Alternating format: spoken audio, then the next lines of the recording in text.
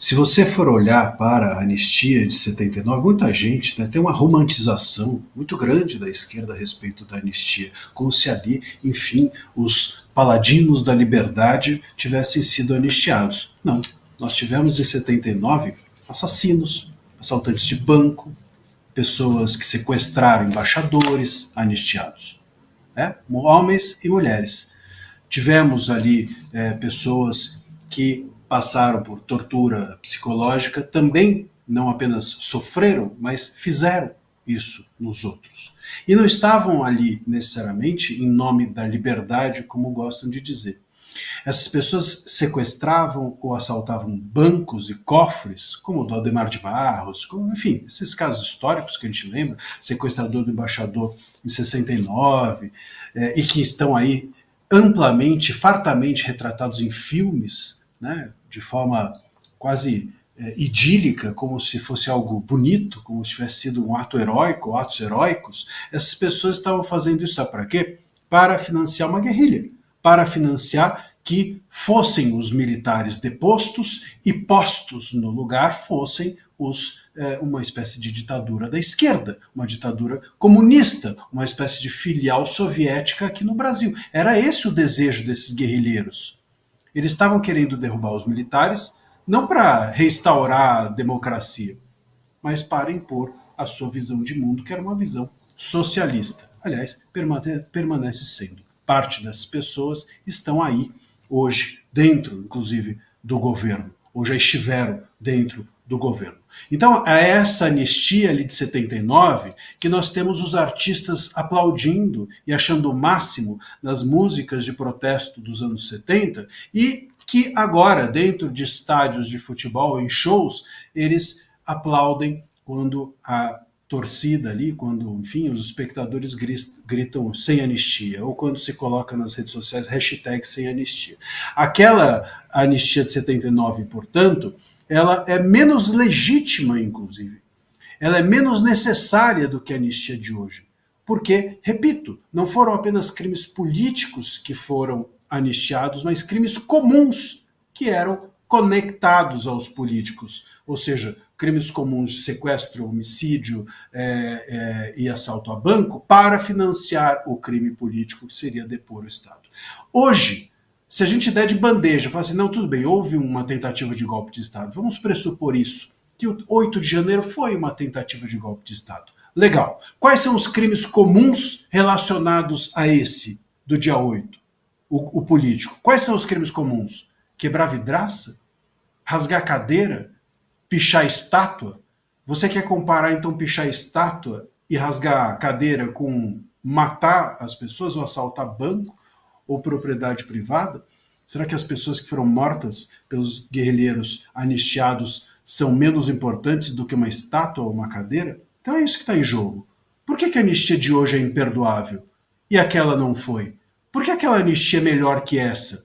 Por que aquela anistia merece uma ampla solidariedade da classe artística e a de hoje merece uma repulsa? É só porque lá os anistiados eram de esquerda. Aqui os anistiados são de direita e a direita nesse país é tratada como criminosa. E a direita nesse país é tratada com nojo.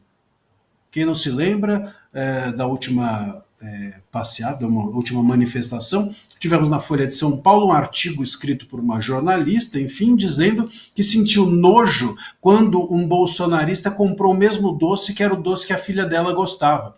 Esse tipo de gente, ou esse tipo de visão que se tem a respeito da direita dentro do país. Então, é por isso que a anistia de hoje é mais necessária, inclusive, e até mais legítima do que a de 79, porque lá foram anistiados crimes bárbaros. E aqui não há nenhum crime comum, nenhum. Quebrar vidraça, pichar estátua, é disso que se tratam os crimes comuns, se é que a gente pode chamar isso de crime. Então, o Barroso, quando diz que a anistia de hoje é imperdoável, é só porque ele esquece-se que ele não está num palanque da Uni, gritando nós derrotamos o bolsonarismo.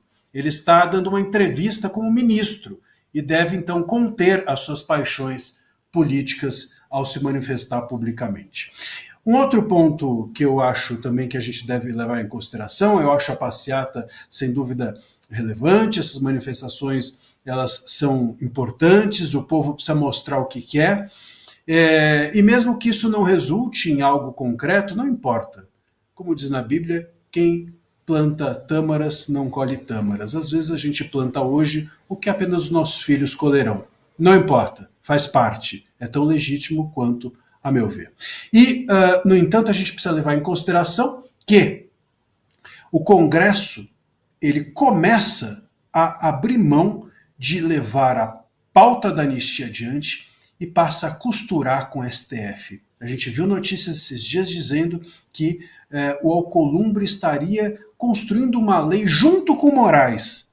Olha o absurdo da notícia. Então o Moraes, agora o STF não mais apenas faz lei, agora o Moraes, o STF vai dentro do Congresso, o STF não apenas legisla quando julga, ele agora sai do STF e vai lá no Congresso, senta na cadeira do congressista e faz lei junto com o presidente da casa.